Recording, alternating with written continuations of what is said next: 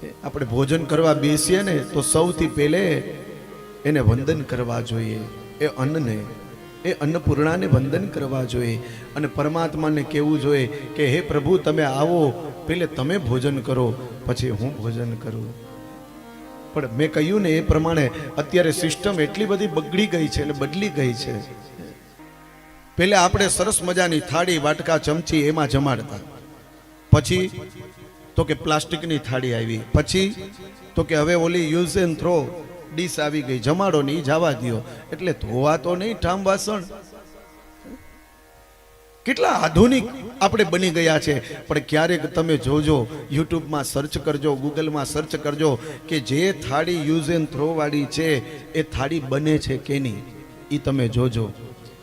જેમાં આપણે ચા પીએ છીએ અવડાવડા કપમાં, એ બને છે કેમાંથી, એમાં સર્ચ મારજો.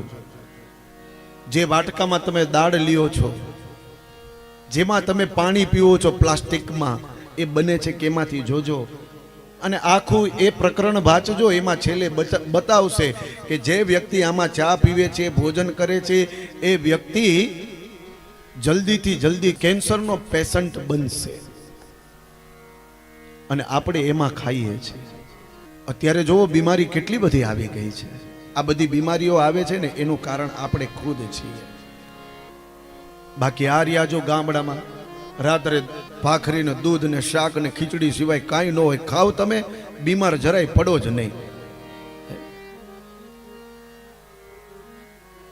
દૂધ પીવો, રાત્રે દૂધ પીવાનું કીધું છે આયુર્વેદે. સવારે દહીં ખાવાનું નાસ્તામાં રોટલા સાથે. આપણે મેગી ખાઈ સવારે જાગીને, બોલો રાધે રાધે. અને હવે તો એટલું આધુનિક બધું થઈ ગયું છે, ઓનલાઈન આપણે મંગાવીએ, સ્વિગી માંથી ઓનલાઈન મંગાવીએ કે ભાઈ અહીંનું ફૂડ સારું છે, મંગાવો, ખાઓ. આયુર્વેદ કહે સવારે નાસ્તામાં, મેં કહ્યું ને કે રોટલા સાથે દહીં ખાઓ, બપોરે છાશ ખાઓ અને રાત્રે દૂધ ખાઓ. આપણે ઊંધું કરીએ છીએ, દૂધ પીતા નથી ને બપોરે છાશ અને રાત્રે છાશ. જે આપણી પદ્ધતિઓ બતાવેલી છે એ પદ્ધતિ પ્રમાણે આપણે ચાલતા નથી. તો વાત આપણી એ હતી કે જ્યારે પણ તમે ભોજન કરવા બેસો ને, એક એક વસ્તુ લઈને એક એક વસ્તુ નહીં ખાઓ. તમારી થાળીમાં બધું પીરસાઈ જાય ને, પછી ભગવાનને, પરમાત્માને વંદન કરો, પ્રાર્થના કરો કે પ્રભુ તમે આરોગો, અને પછી એ જ પરમાત્માને તમે થેન્ક યુ કહો કે પ્રભુ તારી દયાથી આ બધું ભોજન અમને મળે છે. બાકી આમ ઝૂંપડપટ્ટીમાં જાઓ, ત્રણ દિવસ સુધી બિચારા ખાઈ નથી શકતા. અને આપણે એટલું એઠવાડમાં જવા દઈએ છીએ.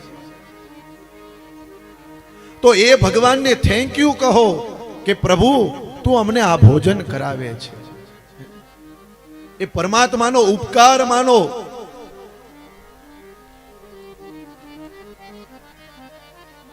ગીતાજીમાં કહ્યું છે કે જ્યારે જ્યારે ભોજન કરવા બેસો ને ત્યારે પરમાત્માને યાદ કરો.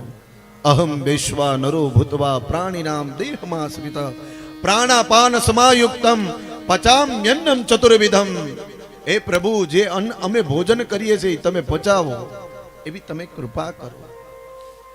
આવી પ્રાર્થના કરી અને પછી ભોજન કરો.